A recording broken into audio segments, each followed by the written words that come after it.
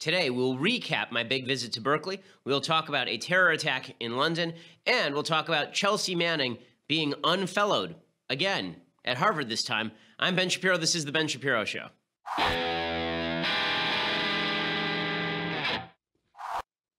So if I look a little bit tired, it's because I'm a little bit tired. It was a late night last night. Had to take an early flight back so that we could do the show for you here today. And I'm going to recap everything that happened at Berkeley in case you missed it, because it was a lot of fun. I think that it was great. I also want to talk to you about this new London terror attack.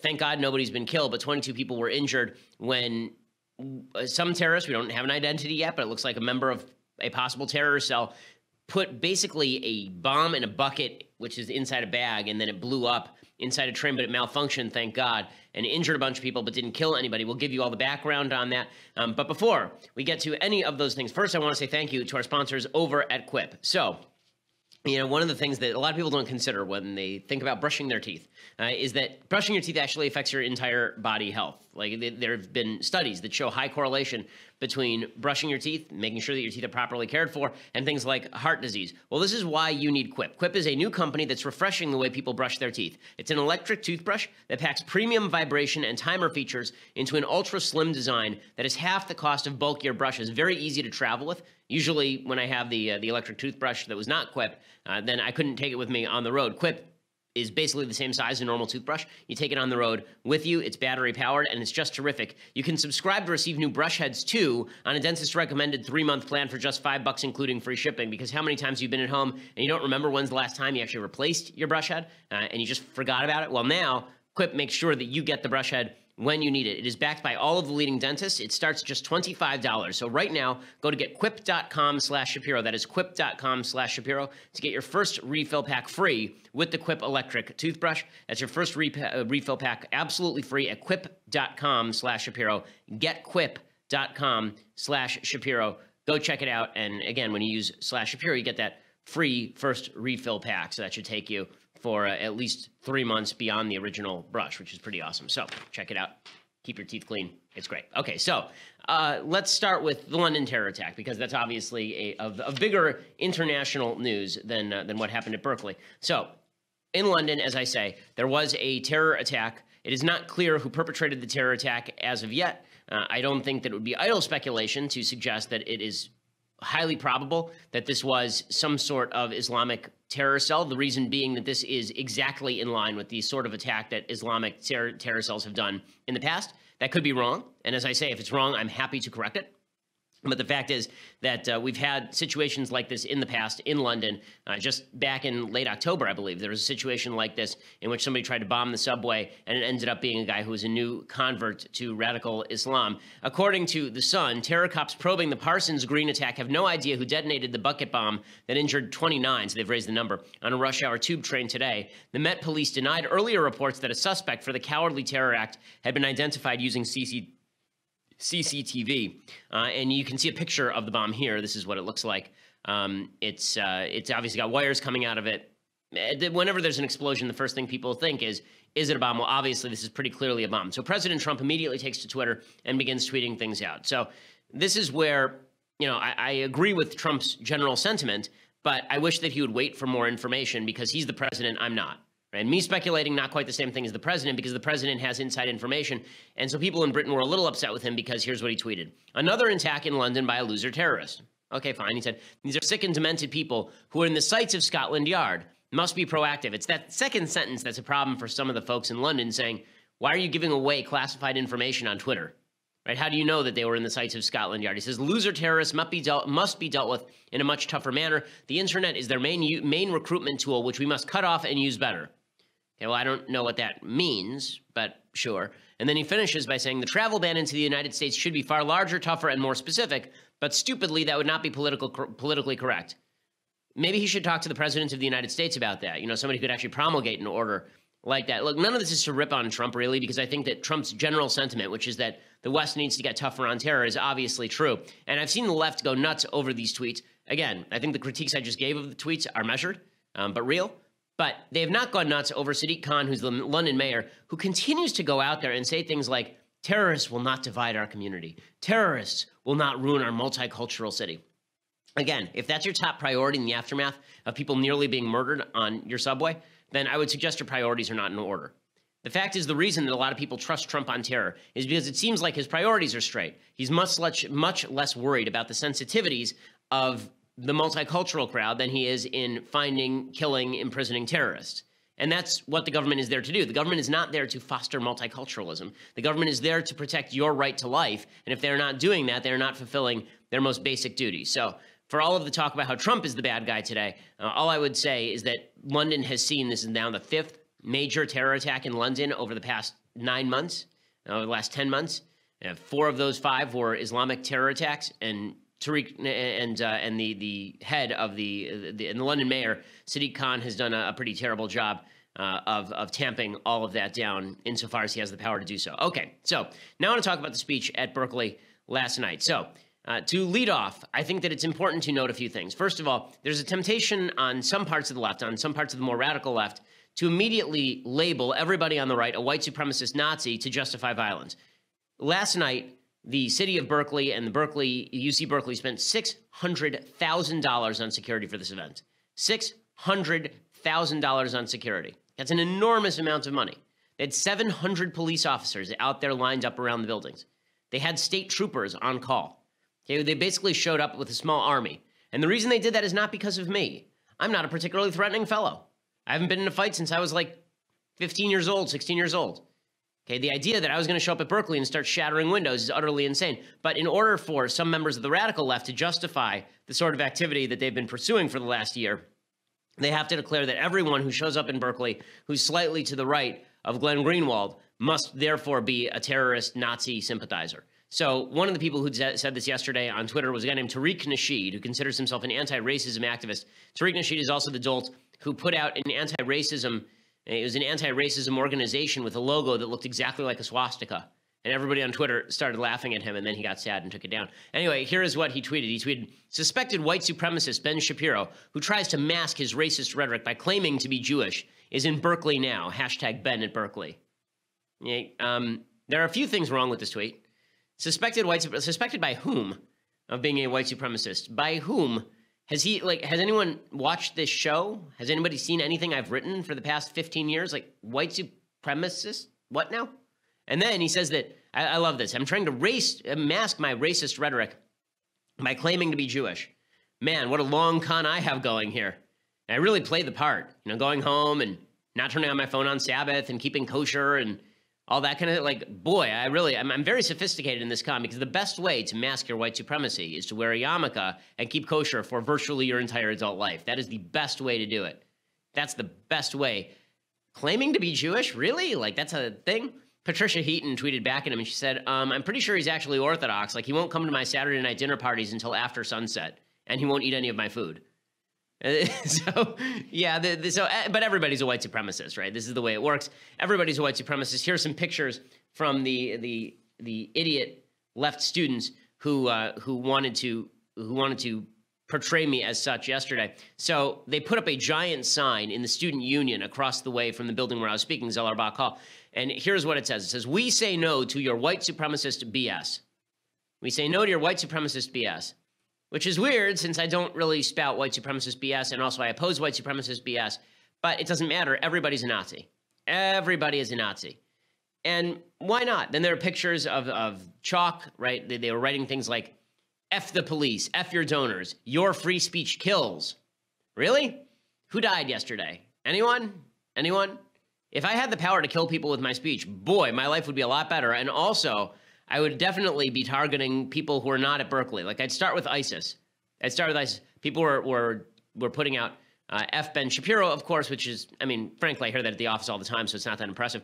Also, it's free speech is not hate speech.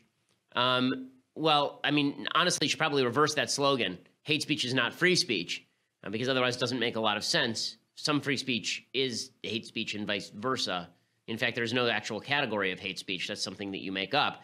There is hateful speech. My favorite is the pretty butterfly that they put up there. I really like the pretty butterfly. But there are some people who also chalked down the ground, Ben Shapiro is not welcome. Well, if you can't get my name right, I'm sure Ben Shapiro would be very hesitant to come to campus. But I was not particularly intimidated by your chalkings. I'm sorry, but what did they think? That I was going to look, oh, there's chalk. Ooh. Some of my favorite other chalkings were The head of the UC Berkeley, the chancellor of UC Berkeley, is a woman named Carol Christ. And Carol Christ, her last name is spelled precisely like Jesus Christ. And so there were a bunch of slogans that were written down like, Christ must go. And I just thought, that's going to confuse a lot of people. I mean, I'm sure that's how a lot of people at Berkeley feel, but that's going to confuse some people. So the protesters showed up en masse, and they had a lot of silly things to say. So here are some of the protesters shouting F the police, which is just a charming thing to say. These are the people who the left says are, you know, a lot of the left says are just wonderful and nice. I mean, they weren't violent, so what they say is totally cool. F the police.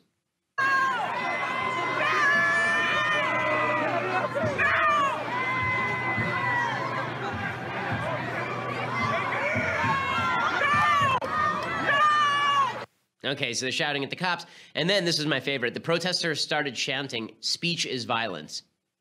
People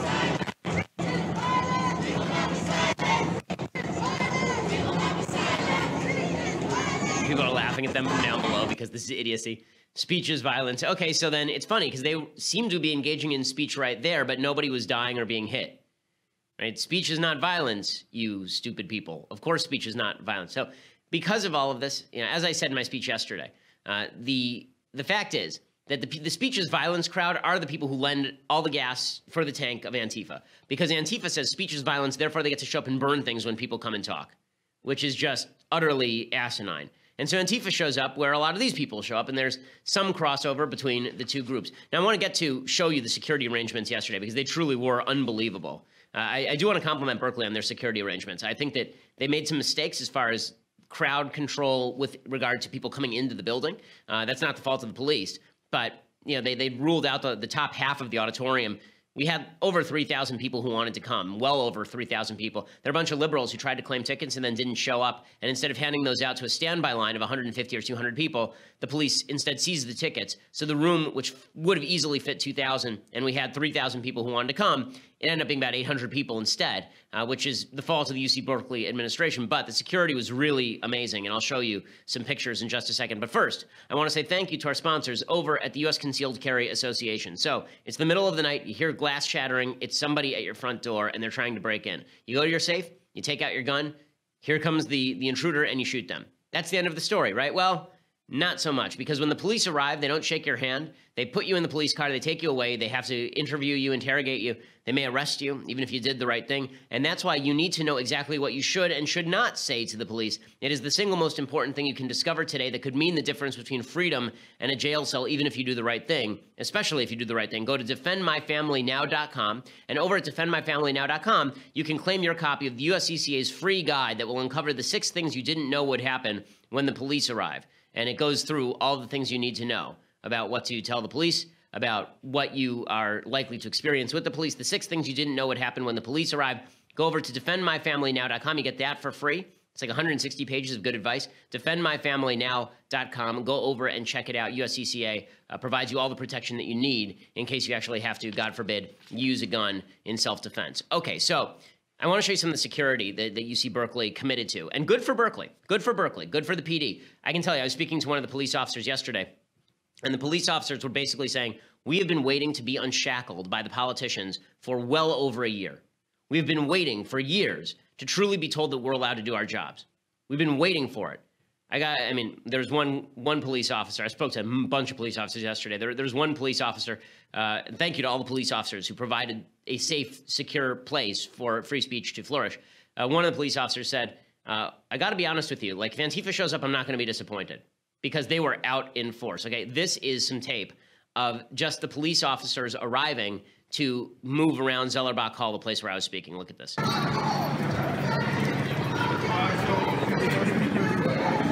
the line just keeps coming. I mean, look at this.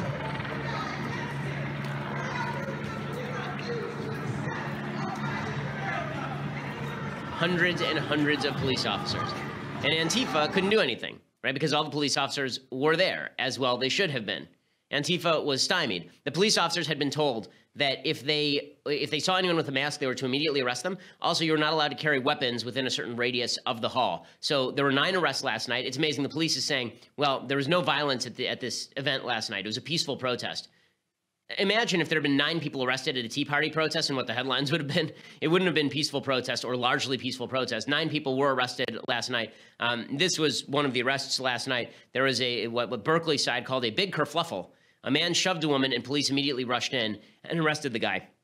And there were 9 people arrested. I'll have to show you at some point the clips, the pictures of these people. They're definitely from among life's winners.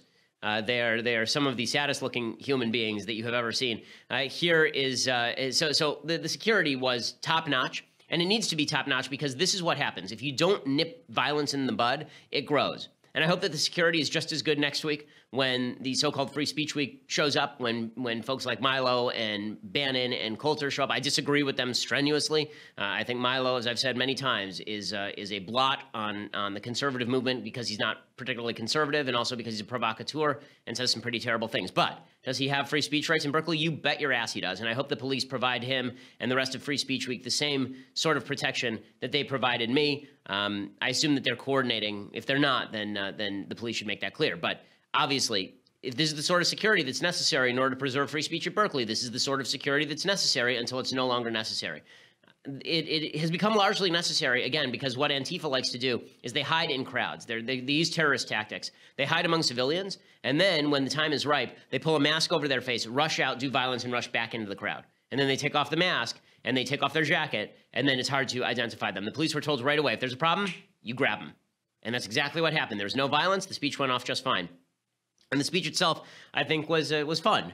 I enjoyed it. I'll show you a couple of clips from the speech. You can go to our YouTube page where we've posted it, and you can watch the entire thing. There were over 100,000 people watching it in live time last night simultaneously. It already has well over 500,000 views.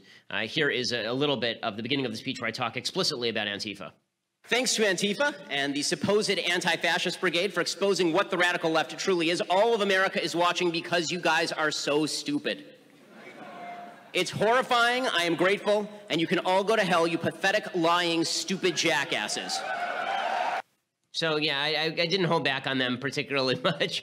I also went after the alt-right a little bit later in the speech, so the media is funny. There's some folks on the left who continue to maintain that I'm alt-right, which, again, you have to be an insane person to believe this. You have to be functionally illiterate to believe this. But I did spend some time going after the alt-right because that's the right thing to do, because alt-right white supremacism is idiotic and evil. But I think that the clip that is the most popular today is this clip of me debating abortion with one of the students. Oh, we don't have that one. If you want to see that one, then you're going to have to go over to our YouTube page. It's on our Facebook. It's on our Twitter. It's going viral, so you should go check that one out because that one's very popular. Maybe we'll play it on Monday. So we'll make sure that we have it then. But please go over to our Facebook. It's a good reason to subscribe to our YouTube channel. Go over and subscribe to our YouTube channel, and you can go see that particular clip. How frustrated were the folks at Antifa? Well, this video is going around. I hope it's real. Maybe it's fake, but if it's not, I hope it's real. Of a black bloc guy trying to lift up a trash can because he wants to hurl it through a window. He neglects to see that the thing is bolted down to the cement.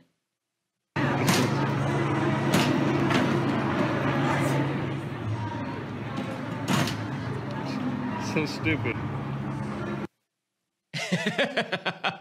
And that was pretty much a good summary of Antifa's night last night. I do love that there was apparently some girl who was asked by a member of the media about counseling, and here's what she said. She said, this is Sophia Lee Soyan, I think this is pronounced, and she is a journalist for World Mag. She said, just talked to a Berkeley freshman who said she'll be seeking counseling after Bennett Berkeley event. She's not attending his speech. Yeah, unfortunately, that's how it goes at Berkeley. But I think that it was a really valuable event. I think it showed the country that we can have civilized discourse, that we can all come out against violence, that we can all rip white supremacy together, that there are still points of unity in this country, and that you do have to let the police do their jobs if you wish to have a civilized society. You can't let violent people run around and then praise them as though they're the heroes of Normandy, when the fact is that they are nothing but a bunch of street thug morons. Okay, so what Berkeley, I think, was a great, I hope it was an optimistic point for people. It was an optimistic point for me. I think it was an optimistic point for a lot of folks, right, left, and center, who may disagree with a lot of the things that I say, but recognize that there are still rights to say things with which I disagree even on places like Berkeley campus. Okay, other news. So Chelsea Manning is embroiled once again in controversy. And Chelsea Manning, I do love this story just a little bit. Chelsea Manning was invited by Harvard to be a Kennedy School Fellow. okay, to be a Kennedy School fellow, which I don't know why Chelsea Manning wasn't upset about the misgendering, because Chelsea Manning isn't a visiting fellow. Chelsea Manning isn't a fellow. Chelsea Manning's a woman, don't you know? So anyway, it was announced that this convicted traitor to the United States was going to be a visiting fellow at Harvard, and immediately a bunch of people resigned their positions at Harvard over it, a bunch of the other fellows, including Mike Morello, former CIA director. He said, listen, I've served this country. This person undermined our country and is a traitor.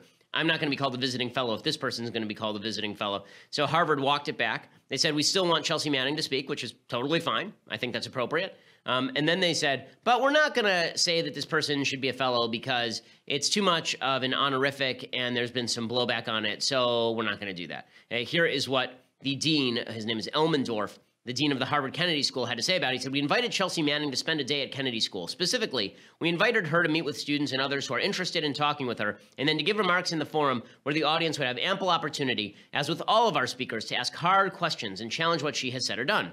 Fair enough. On that basis, we also named Chelsea Manning a visiting fellow. We did not intend to honor her in any way or to endorse any of her words or deeds, as we do not honor or endorse any fellow. Okay, that's nonsense. Okay, I've had fellowships at particular institutions before. I was, for example, a Publius Fellow over at Claremont Institute. Okay, that was an honorific. Of course it's an honorific. They were idiots to give an honorific to Chelsea Manning. I speak on campuses all the time without honorifics. Okay, it wasn't like they called me a UC Berkeley visiting fellow last night. I was just a guy who came to speak. Okay, and Chelsea Manning's just a guy who came to speak who is proclaimed a woman by the media. Chelsea Manning was very upset about this and tweeted in all emojis. I mean, if you watch Chelsea Manning's Twitter feed, one of the amazing things is when you see somebody who's that gifted with the use of emojis, I know the first thing you think is, I wish I could take a class from that person at Harvard Kennedy School of Government. I really wish that that person would educate me in the use of hieroglyphics, because clearly this is a person who's got it all together. But I'll read you Chelsea Manning's tweets in just a moment. First, I want to say thank you to our sponsors over at Upside. So I travel an awful lot. And when we travel here at the Ben Shapiro Show, we use Upside. It's great for business travel, particularly because it does a couple of things. One, they have the best available prices for flights, hotels, and rental cars. They also get you amazing treatment because they book all of these things together. They can bundle all these things to save you a lot of money. And you get a gift card to places like Amazon.com every time you buy a business trip. The way that it works is you set up your account on Upside.com, you buy a ticket, and then your account is immediately credited with an Amazon gift card for, it can be up to hundreds of dollars depending on the trip that you're taking, which is great. I mean, you're using the company credit card in order to book a trip, and you're the one who gets the kickback from Amazon.com. Pretty spectacular. They also have amazing 5-star treatment you get from Upside's customer service specialists. They call them navigators. You're not going to be lost. It's not like working with some of these other travel websites where you buy the ticket, you have a question, and now you're screwed. You call them, and they have people on the phone available to you, accessible 24/7 by voice, chat, email, or message on the Upside app. They'll even reach out to you with useful info to help you avoid a problem before it happens. And recently, for example, a navigator noticed an Upside user was booked in a middle seat on a 3-hour-plus flight. The navigator automatically upgraded her to an aisle seat with more legroom. So, I mean, they're really looking out for you. I mean, this is concierge-level service. I'm going to start your Upside 6-star treatment right now. Go to Upside.com, use my code BEN, and you'll get a minimum $100 gift card to Amazon.com. That is code BEN for a minimum $100 gift card to Amazon.com when you buy your next business trip at Upside.com. Upside.com, because you deserve a better business trip. There's a minimum purchase required. You can see the site for complete details. That's a pretty great deal. Use promo code BEN at Upside.com. You get a more inexpensive trip plus a minimum $100 gift card to Amazon.com with minimum purchase. So go and check that out. Okay, so Chelsea Manning was very, very, very upset about this. I mean, Chelsea Manning tweeted out. First of all, I'm always confused by Chelsea Manning's Twitter handle. Like, if you're saying that you're a woman, then why is your Twitter handle XYChelsea? Which technically means that you're a man. At one point, I'm going to have to go through a full explanation for why biological men are biological men and why biological women are biological women, but I assumed everyone had taken 5th grade biology. In any case, Chelsea Manning tweeted out, honored to be first disinvited trans woman visiting Harvard fellow. And then it's a weird, sad/happy emoji. They chill marginalized voices under CIA pressure. Sunglass emoji, rainbow emoji, heart emoji, hashtag we got this. Genius. I mean, as a graduate of Harvard Law School who went there because I got 176 on my LSAT out of 180 and graduated summa cum laude from UCLA, I know that when I think intellectual caliber, I think heavy-duty intellectual caliber, I think Chelsea Manning. Chelsea Manning. And then Chelsea Manning tweeted, so Harvard says Sean Spicer and Corey Lewandowski bring something to the table and add something to the conversation and not me. and then the sunglass emoji, rainbow emoji, heart emoji, hashtag we got this. I don't understand what we got this is supposed to mean. And I don't understand what all those emojis are supposed to mean. Maybe Chelsea Manning is just too sophisticated. This is why I need a class with Chelsea Manning and emoji use. Okay, so am I a big fan of Sean Spicer or Corey Lewandowski particularly? No, but they do bring something to the table. They are not traitors. They're not traitors to the United States. Okay, I don't like Corey Lewandowski, but Corey Lewandowski didn't leak American military secrets to WikiLeaks, which was then apparently utilized by terror groups. They've got to step up on you, dude. I mean, like, really, let's be frank about this, okay? Chelsea Manning would still be in prison if it were not for the fact that Chelsea Manning is trans. That is legitimately the only reason that Chelsea Manning is out of prison right now. The opposition to Chelsea Manning, then Bradley Manning, began long before Bradley Manning identified as a woman. Okay, it began with the fact that Bradley Manning was leaking American military secrets, thousands of pages of American military secrets, to the Russian front group WikiLeaks. Okay, that is why people were angry. And now after the trans stuff, then Obama said, oh, we have to let Chelsea Manning out because Chelsea Manning's a hero. A trans hero. Everybody's a hero. Medal of honor. Okay, and now now Chelsea Manning is saying that they're not bringing Chelsea Manning because Chelsea Manning's a trans woman. No, I would guarantee you that Harvard Kennedy has had trans women speak there as fellows before. If they have not, I bet they will in the near future. I went there. Okay, if you think that the nonsense propaganda about transgenderism does not dominate at Harvard, you're out of your mind. Of course it dominates at Harvard, but apparently Harvard is now some retrograde conservative bastion. Incredible to me, since I spent 3 years there, not one day. And I guess I just don't understand, because I don't understand why there's a rainbow emoji and a sunglass emoji and a hashtag we got this. Everybody's a child. It's all childish nonsense. Okay, in other news, President Trump continues to receive blowback from the right over his DACA deal. Apparently, one of the things that's happening here is that John Kelly, Trump's chief of staff, is basically limiting his access to the news, treating him like a small child, not allowing him to view opposing points of view because it puts Trump in a bad mood, and then he changes his opinion. So he hasn't seen that Ann Coulter is really going after him. I mean, Ann is just on a rampage against President Trump. She's saying now that she wasn't conned. She says that Trump is a horse who didn't win, place, or show. She said yesterday that maybe he ought to be impeached. She said, this guy is like a couch. He picks up whatever the person sitting on him is wearing. So whatever his audience wants him to say, he says, which is why some of us have been concerned. Okay, I like that. I've been friendly with Ann for 17 years. I've known Ann since I was 16 years old. You know, Ann is a very charming person. When Ann says that some of us have been concerned, like, listen, I'm glad that Ann has a standard. She has more of a standard than a lot of people on the right who back Trump just because he's Trump. But when she says this is why some of us have been concerned, she wrote a book called In Trump We Trust. That was the name of the book. E pluribus awesome. Okay, all the people who say they weren't conned, they got to feel a little bit conned, right? I mean, they're pumping that we had to trust Trump. You know, Trump was the guy that we had to follow. Steve King, who, again, another person who I've met, and I think Steve King's a nice guy, but Steve King was blasting Trump over the wall. Big Trump supporter very early on, congressman from Iowa. Here's Steve King blasting Trump over the wall last night on CNN. So you heard him, right? Big, beautiful wall. And then today, it's going to come later, and now it's about a renovation. Is the wall ever going to happen? We were going to have the Rolls Royce of a big, beautiful wall. The first section of that is inspiring to me to hear that, Aaron. The second part kind of says that the Rolls Royce is now going to be an overhauled jalopy.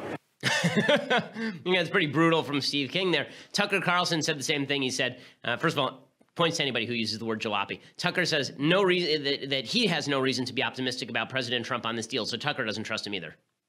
Well, the president seems confident it'll all work out in the end, but there's no reason to be optimistic. The fate of DACA recipients is by far the best piece of leverage he has or ever will have. If he gives it away for free, none of his other immigration priorities, the priorities he ran on and won the presidency with, will even be considered. All those border security measures you keep hearing about, they're ridiculous. They mean nothing. They haven't worked, and in any case, they'll be rolled back instantly the next time a Democratic president wins. If this president doesn't get funding for a wall now, it will never be built, period. Okay, so, I mean, Tucker is going after him really hard there, and for a reason. Okay, John Podesta, who hates Trump, right? John Podesta was Hillary Clinton's campaign manager, and he's out there in all of his weirdness saying that it's great that Trump wants border protection. We'd give him that. We'd love to give him some new border protection, for sure. John Podesta. Last night, he met with the two leaders. They struck a deal, and he should push forward with it. More border security in exchange for making DACA permanent. And that will be good for those young people. It will be good for the country, and I think a majority of the public would support that. Okay, so it's pretty obvious that the Democrats are getting what they want out of President Trump, and President Trump is being given some bad advice on all of this. He continues to maintain that he's going to push forward with this deal. Don't worry, there will be a wall later. Now, is he going to lose his base over this? I don't think he is. I really don't think that President Trump is going to lose his base over this. And the reason I don't think that he's going to lose his base over this is because I think that there are a lot of people who are follow the leader when it comes to President Trump. There's a study, very interesting study, that came out recently by a couple of people named Michael Barber and Jeremy Pope at Brigham Young University. And here's what they said. They said there are a large number of party loyalists in the United States. Their claims to being a self-defined conservative are suspect. Group loyalty is the much more profound motivator of opinion than are any ideological principles. They found that liberal cues from Trump moved Republicans in a liberal direction more so than conservative cues from Trump moved Republicans in a conservative direction. How big was the effect when Trump went to the left? More than 15% in a liberal direction due to a Trump cue. That means that when Trump goes lefty on immigration, a bunch of his base will follow him. In fact, they've measured how flexible the base was on various issues. The base was least flexible on guns and abortion. Those were the two issues where they were least flexible. They were the most flexible on immigration and climate change.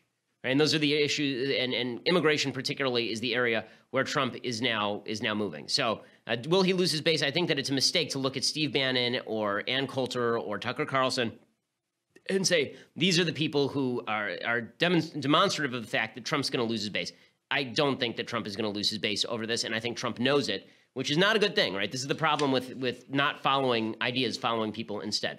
Okay, so I quickly want to say thank you to our friends over at Tracker.com. So one of the things I definitely did not have to worry about when I was headed up to Berkeley is losing my keys. The reason I didn't have to worry about losing my keys is because I have a tracker on my keys. The tracker device is a coin-sized device. You stick it on your keys, you can put it in your wallet, and it beeps when you alert it from your phone. So you never have to lose your keys again. You never have to spend half an hour looking for your keys and then you're late to your appointment because of it. Okay, it's really helped my marriage because my wife loses her keys and her phone particularly a lot. It works in reverse too, by the way. One of the cool things about the tracker program is that if you hit the tracker button and you don't know where your phone is and your phone is on silent, we've all had this problem, the tracker program overrides that and rings anyway.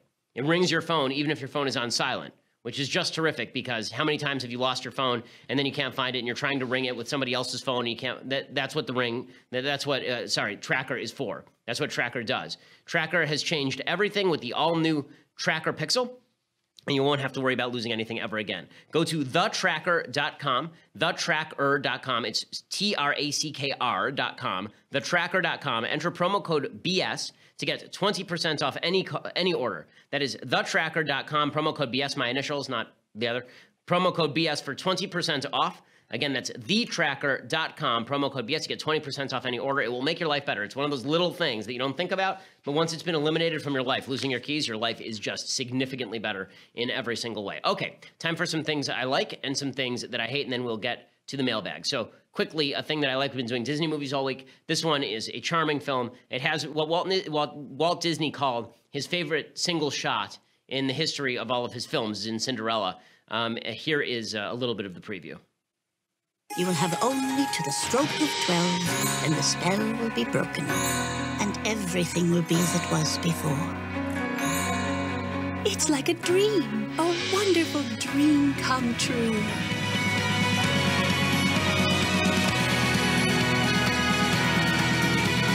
Things that you forget about Cinderella is that in the animated film, she actually has a character assassin. So you tend to think of her as pretty milquetoast character, Cinderella, but in this film, she actually gets kind of sassy with the stepmother a little bit, and it's rather charming. The single favorite shot, which we didn't show in this preview, is there's the shot where she's wearing her torn dress because the stepsisters and the stepmother have torn up her dress, and then the fairy godmother shows up, and you see the magical bolt come from her wand, and it goes all the way up and around her dress, and then it comes down, and when it comes down, she's wearing a new dress. That was Walt Disney's he said that was his single favorite shot in all of his movies, so that's kind of a cool thing. Okay, yeah, there it is. We can show that shot. That's a neat thing. So here's the shot. Can we play that? Yeah, there we go. This shot. Yeah, it's a beautiful shot, very cool. So, okay, other things that I like, and Tucker Carlson dismissed an Antifa professor who was apparently half giraffe on his show, and it was pretty amazing. Here was Tucker going after a person who must be in the Guinness Book of World Records for longest neck in human history. I mean, it's pretty impressive. It makes you think that Lamarckian evolution versus Darwinian evolution is real, that one day he saw a tree outside his house, wanted to eat from it, and just stretched. But here is Tucker Carlson going up against an Antifa professor. Rights. No. My position is that communities have the right to defend themselves against groups that actively seek to eliminate members of that community. Defend themselves against violence, or defend themselves against violence? I mean, we were talking about... No, but physical violence? So if I say, for example... We're talking about a history, a group that has a history of enacting hate crimes. Yeah, no, we're not... Are we going to pretend like we're suddenly in this ahistorical world where Dylan Roof or Wade Michael Page doesn't exist, where Anders Breivik doesn't exist? Are you kidding me? No. Are you really a professor, by the way? What? Does Richard Spencer have a right to speak in public? Richard Spencer is a danger to society. When he speaks in public, what he is doing, he is publicly recruiting people to his very violent movement, very violent ideology. So does he have a right to speak in public? I don't think he has a right to speak in public unopposed, and that is ultimately what the purpose of Antifa is to show up and oppose him. But it's not opposition. You shut people down, you prevent them from speaking, and you commit violence against them. I know a number of people, well, don't tell me it's untrue, I know people who have been knocked down and beaten by people from Antifa. So that is true. It does happen. We have it on tape. We just roll the tape. Right. So you're saying, is that justified? Yes. I believe that communities have the right to defend themselves against threats to their community. Against ideas they don't like. No, they have a right to commit violence. People who have explicitly said that they want to eliminate those people from our society. But you're conflating violence with ideas. No, if I have not raised my hand to strike you, you have no right to strike me. But in order to raise your hand to strike me, you have to think that you're going to strike me. And when you are going out in public as a protester, explicitly saying that you want to eliminate most of the people from this country, I believe most of the people in this country have the right to say, no, that's not okay. Okay, but you absolutely have a right to say it's not okay. What you don't have a right is to prevent me from saying what I think, even if you disagree, and you definitely don't have a right to commit violence against me. And you're blurring the lines there. And by the way, don't you work at a criminal... Yes, I'm in an economics department, yeah. It's hilarious. Okay, you don't have the right to do that. You have the right to make a counter case. So do you see the distinction for a while, but eventually this professor went loping off to the savannah to graze with the rest of the herd. So Tucker Carlson went on safari and bagged himself a giraffe. So I want to talk about some things that I hate, and then we'll do the mailbag. But first, you have to go over to Daily Wire and become a subscriber. For $9.99 a month, you too can become a subscriber. You can be part of the mailbag today. If you go on and use your credit card really, really fast, then you can be part of the mailbag right now, because we do take live questions on the mailbag. We, by the way, are having a special town hall Q&A on the website next Tuesday. You'll get to be part of that as well when you go and subscribe for $9.99 a month. You also get Michael Knowles' show. You get Andrew Klavan's show. And you get to be part of their mailbags as well, which is pretty cool. Plus, you will also get the website without ads. You get to listen to our show later without ads if you want. And if you get the annual subscription, you get this, the very finest in all beverage vessels. This thing, I mean, let me just tell you, the power that flows through you from holding this vessel. You think I'm very good at debate? There's only one reason for that, because I once held a leftist Cheers hot or cold tumbler that we produced 5 seconds ago. You need to go get it for $99. You can have one of those, and you will enjoy it the rest of your days. So go over and subscribe, or go to YouTube. Make sure that you hit subscribe to YouTube. You can watch the videos from Berkeley last night. All of them are interesting and good. So go check that out. We are the largest conservative podcast in the nation.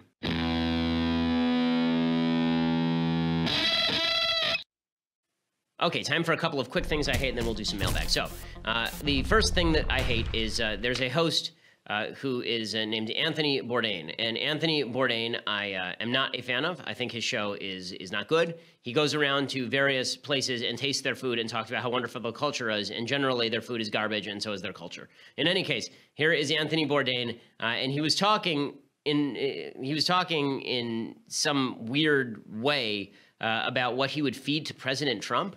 And he was cornered by TMZ, I guess, and he was asked what he would serve Trump and North Korean dictator Kim Jong-un at an imaginary peace summit.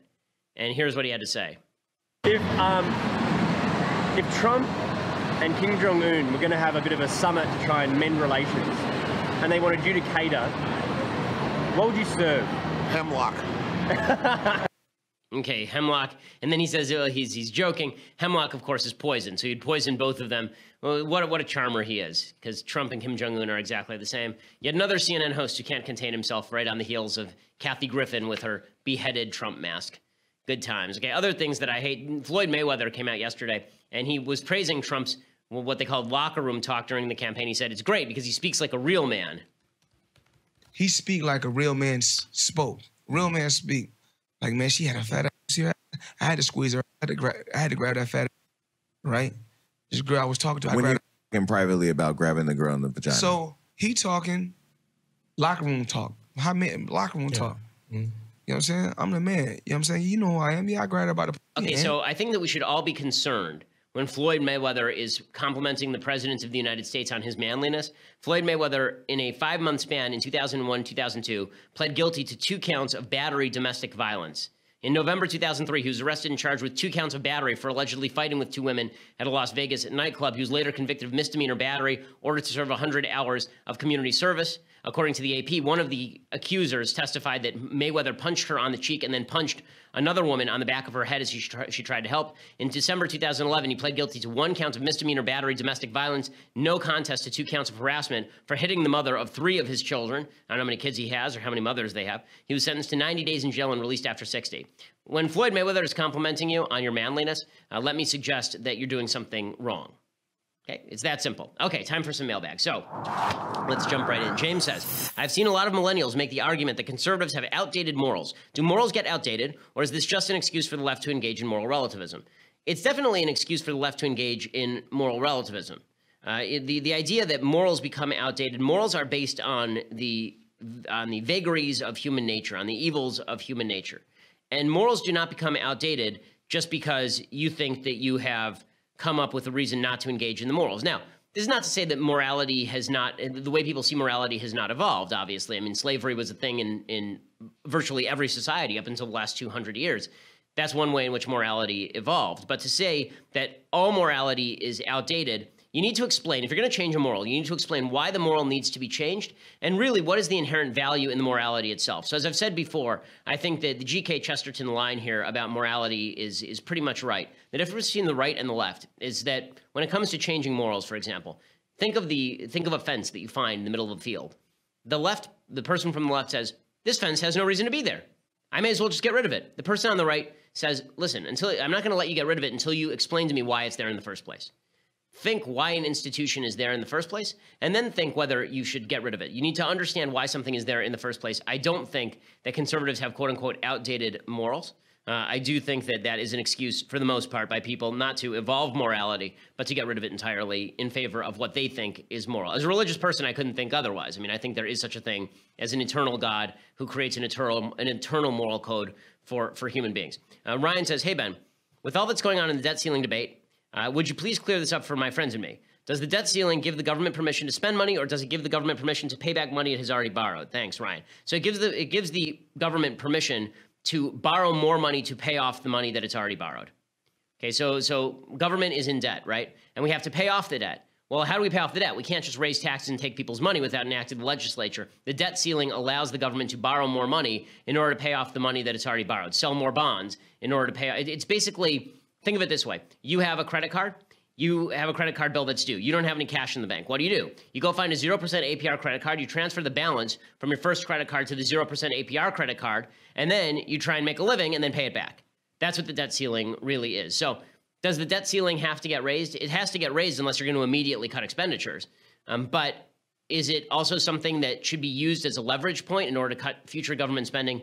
I believe it is. Jacob says, what is your view on the privacy versus security debate? And how do you feel about the sentiment of tradition being used to fill voids in the Constitution? Well, when it comes to filling voids in the Constitution, my general view is that you have to rely on the people of the United States to fill those voids, as opposed to trying to rewrite the Constitution in the name of your own personal values. Like Jacob suggests Griswold versus Connecticut and Bowers v. Hardwick and Roe v. Wade. Griswold versus Connecticut, which is a ruling that says that contraceptive use is a private thing, and therefore it's protected by the Constitution. there's two questions you're asking. One is a constitutional question, and one is a question about how I feel personally about privacy versus security. I don't think the state has a role in regulating what you do inside your bedroom. That's not the same question as whether the Constitution prohibits a state from invading that space. And the answer to that is that the Constitution is silent about whether a state can ban contraceptives for unmarried couples, for example. So that means that the state can do that under the Constitution. Now, you may have a state constitution that says differently, but this is why in a republic you have a legislature. If you don't like that policy, elect people to overturn that policy. Nathan says, hey, Ben, my wife and I have been trying to have a baby for some time. It looks like we'll need to go the route of IVF. My concern is that part of the IVF process is fertilizing a significant number of eggs, which means we'll either need to have many babies or eventually destroy the excess fertilized eggs. I'm not sure what the moral thing to do here is. I'm extremely pro-life, but also pro-a-happy wife. Thoughts? Well, here's my thought. You know, IVF is morally complex because the obvious intent is to create a child, not kill one.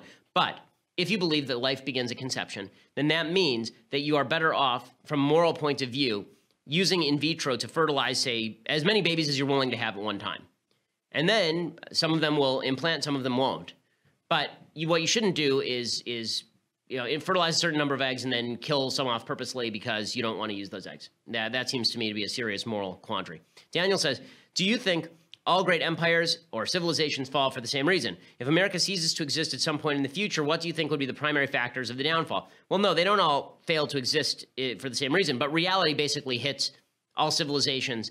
And depending on how the civilization is constructed, it hits the civilization in a different way. If America ceases to exist, I think the primary factor in the downfall would probably be the overreaching government, the overreaching federal government that sees fit to invade all of our lives and all of our money and all of our property ownership and all of how we run our businesses. I think that will cause the collapse because people will simply not want to abide by those rules. Joshua say, hey, Ben, I'm in nerve. How do you feel about asking for the father's permission before proposing? Thanks. Okay, so if your fiance wants you to do it, do it. I feel I have to say this is one area where I may have changed my opinion because I'm now a father. So that sort of changed things. I remember my wife really wanted me to ask her dad's permission as a traditional thing because her dad is Moroccan-Israeli. And she thought it would mean a lot to him. And I really was annoyed with it because it was like, you're old enough to get married. What happens if he says no? Like if he says no, I'm still marrying you. So what's the point of this little charade? But as a sign of respect, I think it's probably a good idea. So you should probably do it. Daniel says, hey, Ben, if you had to choose a country to live in that wasn't the USA or Israel, where would you choose to live? Well, I mean, I really only want to live in the United States. I think that Australia, I like English-speaking countries, to be honest with you. Australia, Canada, Great Britain. Italy's a beautiful country. I really like Italy a lot. Italy's a really pretty country. There are a lot of, but I have to admit that I am not the most well-traveled person. I've been to England and I've been to France and I have been to Italy, but that is about it outside of the continental United States and Hawaii. Also, I was in Israel for my wedding. Okay. Let's see. Clayton says, do you think religious leaders should openly share their personal political views on specific issues or candidates on platforms like Facebook and Twitter, or is that unethical? Well, I don't think it's unethical. I think that it's actually good to know where people stand politically. What I do think is unethical is for religious leaders to actually hide the religious point of view on political issues. That is unethical. The whole point of religion is to help promulgate values. Politics have a values intersect very often. And if you are hiding politics in religion in order to not alienate some of your group, that's because you're doing a bad job as a religious leader. Thomas says, should new parents such as myself be worried about sending our young children to public schools? Pending the recent news of gender swapping, indoctrination, and other far-left ideals that seem to be growing in the public education system, is private or homeschooling the way to go? Listen, I've always felt that private or homeschooling is the way to go if you can afford it or if you can spend the time. There are many good public schools, by the way. I went to a public school that was really great called Edison Elementary School in Burbank. I went to one that was not as great called Walter Reed in North Hollywood. But I'm not saying that all public schools are equally bad, but I would obviously be worried about the way that the public school system is run with respect to the values it promulgates. Jackson says, hey, Ben, do you believe there's a way for people in sports to protest what they believe without it being seen as disrespectful by the public? Yes, don't attack general symbols with which we all agree. There are plenty of ways for sports figures to come out and say, listen, I think that this is an injustice. And then we all go, okay, all right, well, that's what you think. That's fine. But when you kneel for the national anthem, that is a symbol of unity for the United States. When you kneel at the sight of the flag, that's a symbol of unity. And that has nothing to do with sports or not sports. I would suggest, however, that, if you are a sports figure and you want to get political, you should know that comes with a cost because you are stepping outside your area of expertise. Just as if I were to step into the sporting world, I wouldn't expect that Kobe Bryant would allow me to sink jumper after jumper without blocking me. Okay, the fact is that's not my venue. Politics is my venue. If you're a sports person, you step into my venue, you're on my turf now. Brad says, Ben, what is your next book about? You know what? I'm going to save that one because I'm working on a proposal. I'm hoping that it will be my magnum opus. It's sort of my broad view of life and the decline of the West. So if that titillates you, then prepare yourself. It'll be ready in 16 years. No, I should be making that proposal pretty quickly, and then I'll tell you all about it as soon as that is clear. Okay, so we finally made the weekend. Long week, guys. But we will be back here on Monday with much, much more. I believe I'm off the end of next week because the end of next week is Rosh Hashanah. So it'll be a bit of a truncated week for me on that end. So make sure you're here on Monday to get all of the news. I'm Ben Shapiro. This is The Ben Shapiro Show.